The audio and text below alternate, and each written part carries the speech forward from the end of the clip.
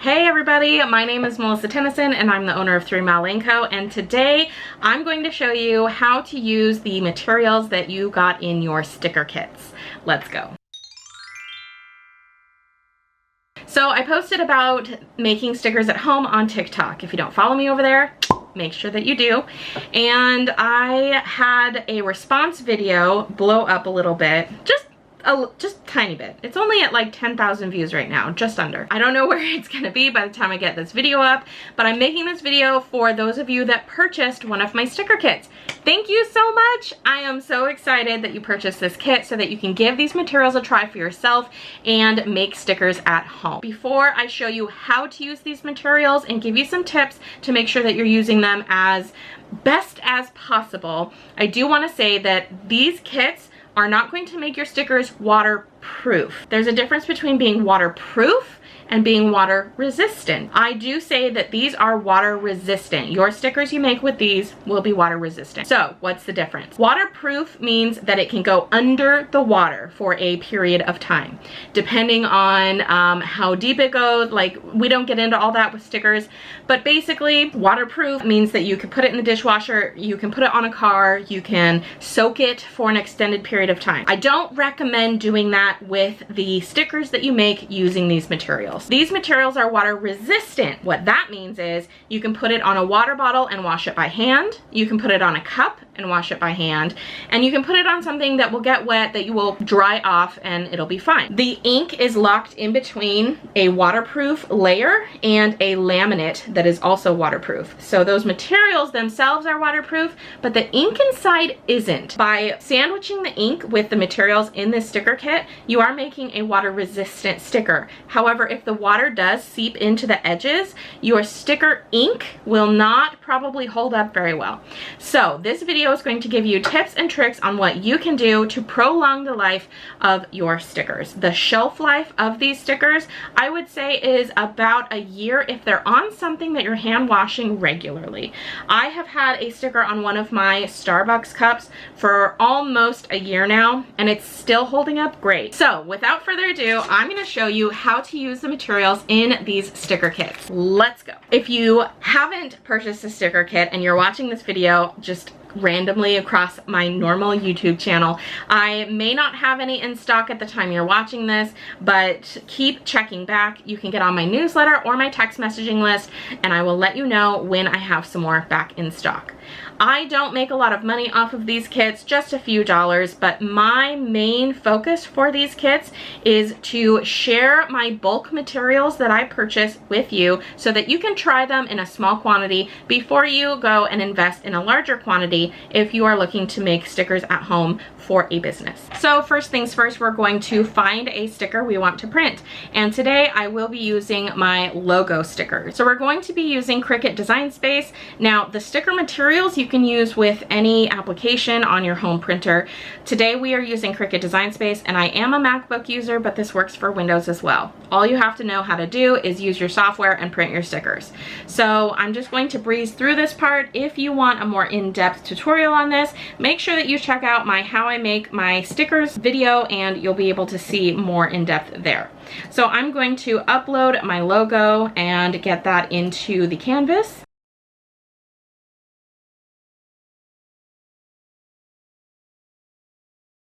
Another side note is I like to fill my entire page. So to do that, I'm going to add a shape, and we're going to use a square. I'm going to unlock it and change the size to 6.75 by 9.25. And I'm going to drag it all the way up into the corner where it's at 0, axis, right click and send it to the back. And then I'm going to build my stickers on top of that. Now, the only reason that I add that square is so that I can visually see where my stickers are. I don't need this after I get my stickers put onto my screen here, but it's just so that I can see where the boundaries are, so I can make sure that I'm getting as many stickers as possible. So for this, it looks like I'm going to get 6 to a page at 3-inch circles. So we're going to go ahead and do that. I'm going to go ahead and throw in a couple mini stickers just so that I can use up some of that spare space and not waste too much of my material. So let's just throw in a couple mini stickers in these spaces here. I'm going to hide that square, and I'm going to hit Command A or Control A to select all, and then I'm going to click on attach. And once we attach it, as long as our size is within 6.75 wide and 9.25 high, we're going to be able to print a full page out in Cricut Design Space. That's just a little tip for you. So now I'm here, I'm gonna go ahead and print out my stickers. I'm gonna choose my Cricut machine that we're going to cut out on, and we're gonna go ahead and send this to the printer. For these, I'm using the sticker paper out of our sticker kit. The sticker paper that I'm using is the Online Labels Weatherproof Matte for Inkjet. This is very important. These are inkjet materials, so if you have a laser jet, you are not going to be having a very good time printing on the material. I'm gonna go ahead and load one of the pages into my printer, print out these logos, and then we're going to laminate. So sometimes the sticker paper will have a slight curve to it, and if that's the case, you're just going to want to make sure that you put something heavy on top of it for a few days just to help flatten it out. You could do a book or just some heavier objects in your house. If you're in a rush and you don't have a lot of time, you can try to smooth it out on the edge of a desk. So I'm going to very gently bend my paper so slightly, put my hand on top, and I'm just going to kind of run it along the edge of the desk, right side up, so that I can try to manually flatten out that bend. You really want to be sure that you're careful in this process and you're not creasing your paper too much, because then it might get jammed in your printer, especially because the sticker kit paper I use has slits on the back. The slits are to help your customers or whoever's receiving your stickers to more easily peel the backing off of your stickers. So now that we have a flattened out piece, let's get it in the printer. So for the print settings in Cricut Design Space, I'm going to leave the bleed on for this design specifically because I have color that goes all the way to the edge of the sticker. If you had a white offset around your sticker, you would want to turn the add bleed off. I'm also going to use the system dialog so that I can make sure that I'm getting the best print possible. We're going to go ahead and print this. So once your system dialog pops up, you want to make sure that you have the correct printer selected, you have the best color options available for your printer selected, and I always use the specialty paper matte for the paper type. I find that that just really helps my printer kind of get the best results for the paper that I'm using. The quality is on best, and now we're going to print. So a word on printers.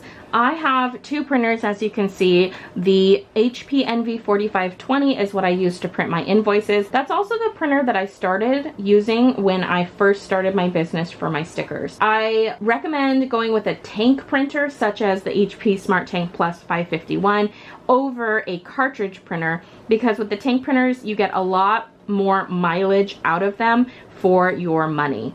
I have not refilled any of the color inks since I got this printer. I've only had to refill the black, and I've printed well over 1,000 pages. Both of these printers are linked in my bio. You can check them out for some more information. As far as the material settings to use in Cricut, I always use a custom setting. Now, for the materials in this specific sticker kit, I'm going to show you what I do. Depending on the life of my blade, my mat, and on the temperature, there are a lot of different factors that can make your stickers cut well or cut not so well.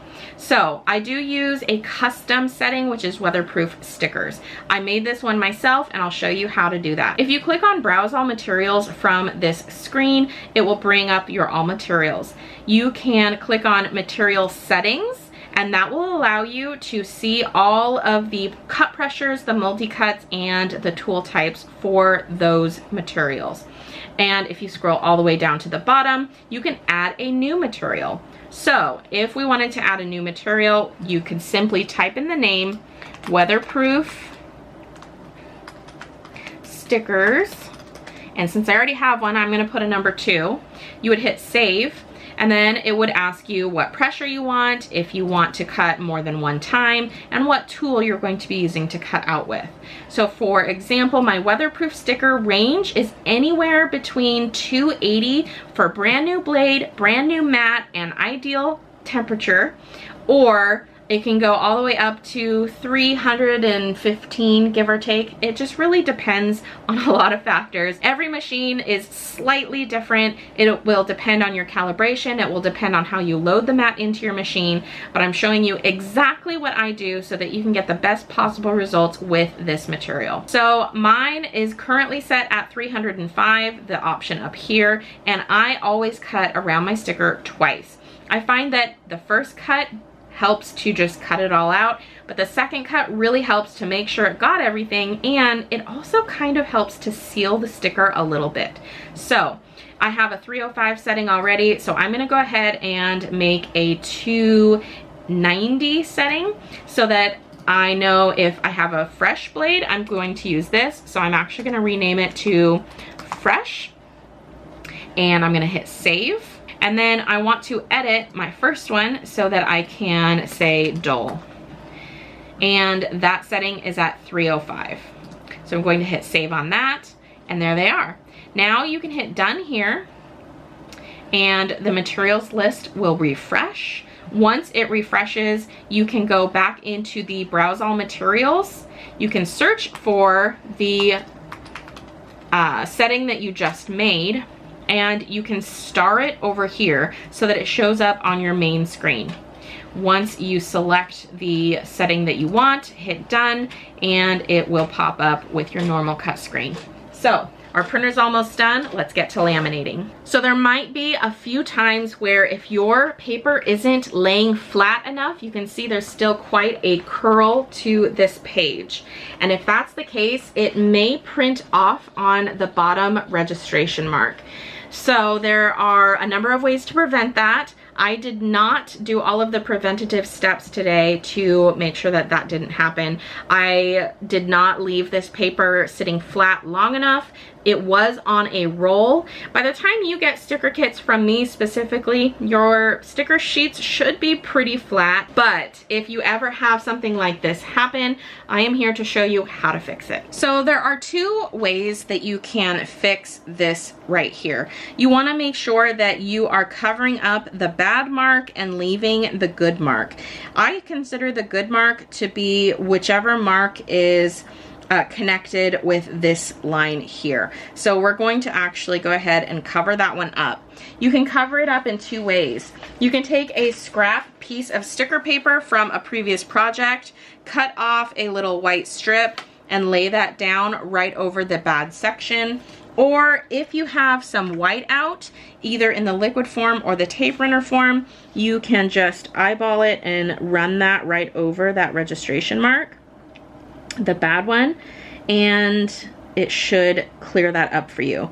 You don't have to do the entire mark. You just really want to make sure you capture the section where the Cricut is going to be reading that line. And my Cricut usually reads somewhere right around the middle. So I'm going to go ahead and make sure that I have that covered up nice and neat. So that is the quick fix right here. I didn't do this very edge because the Cricut does not read that line in that position. It's going to read somewhere over here. Now we're going to laminate our sheet. If you purchased the sticker kit that is 8.5 by 11, you will want to cut your laminate down so that it fits within the registration marks of your full Cricut page. That size is approximately 7 1/8 by 9 5/8. So when you cut it down, you can lay it on top and it should fit right inside those registration marks and cover all of your stickers completely. To laminate your stickers, here is what you need to know. I'm going to take the laminate, and this just came fresh off the roll, so it does have a curve to it. That doesn't matter so much for the laminate. I'm not worried about the bubbles because I have a pretty foolproof way of getting it onto your sticker paper with no wrinkles or bubbles. However, if yours is curled, I do recommend, same with the sticker paper, laying it face down and putting something heavy on top of it for a couple of days to help flatten it out. We're going to peel off the backing, and we're just going to expose about 1/2 inch at one end of the laminate. Once you have exposed a little bit of laminate, I lay it face down, and I take a fingernail, or you can use a sharp tool, and just put that down on the laminate and peel back on the backing to release it a little bit. And again, we're just gonna expose about 1/2 inch. Then I'm gonna fold the backing over and I'm going to crease it so that I have that 1/2 inch of laminate exposed. And that is going to really help us in our application here. So I'm going to take the laminate sheet and now I have it face down. So the backing is on this side, the sticky part of the laminate is on this side, and that sticky part is going to face your stickers. So you're just going to set it down over your stickers inside the registration mark, and that 1/2 inch that we peeled back right here, you're just going to adhere to your stickers. Now this is where the really fun part comes in. You need to grab a ruler or a long bench scraper, something that has a blunt or dull edge on it and that is longer than the width of your paper. We're going to put it right at that mark there, right at that fold, and I'm gonna peel this paper back like this. It still has the backing on it, so it hasn't stuck down yet. This is your last chance to make sure that you don't have any loose hairs or dust or any particles on your sticker sheet.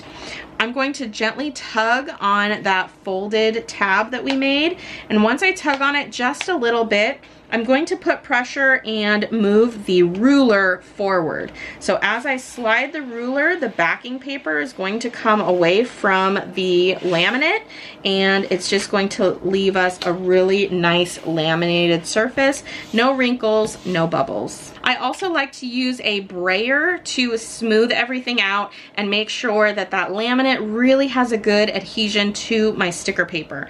So this is just a speedball brayer. You can get these online everywhere. They're at a lot of craft stores as well. So I'm just going to roll it like a steamroller right over the stickers to make sure that they have a really nice adhesion. And now we're going to load it up onto the mat and get it in the Cricut. So the Cricut mat that I'm using is very well loved, but the key is it doesn't have a lot of deep cut marks.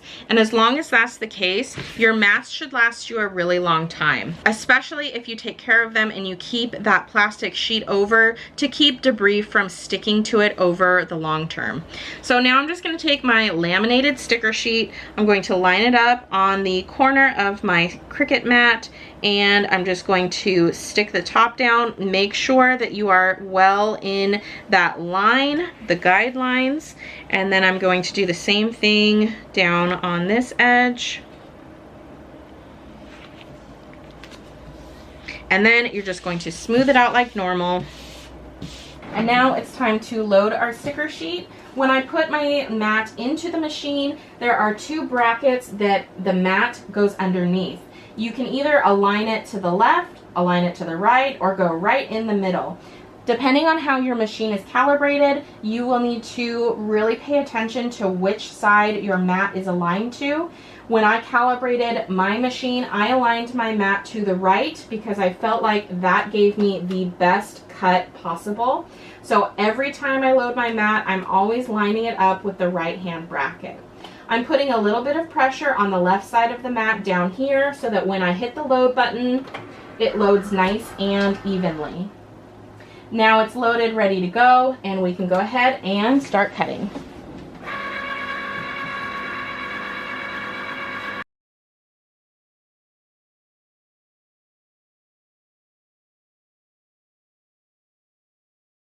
All right, now our stickers are out of the machine. Let's see how they cut.